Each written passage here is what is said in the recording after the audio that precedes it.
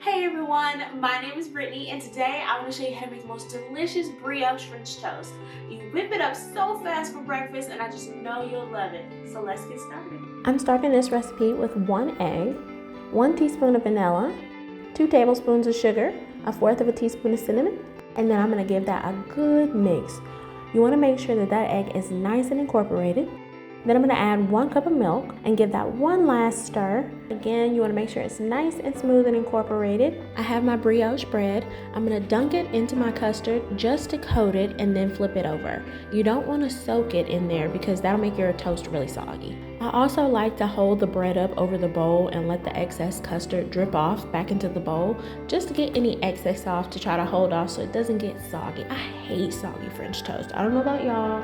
Let me know in the comments if you don't like soggy French toast. Who does? I have my pan preheating on a medium to high heat and I've already sprayed it with a little bit of pan spray.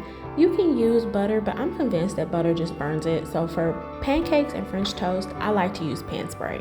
I'm going to cook these on a medium heat until they're nice and golden brown on each side. Now when you go to flip it, you want to be really gentle. You don't want to smash down your French toast or have ruffled French toast. You want it to be nice and pretty, right? So I like to lift up the edges of the French toast and then kind of wiggle my spatula back and forth underneath it to keep it and loosen it up. And then I flip it. Now your French toast, I don't care what you use, it's gonna stick.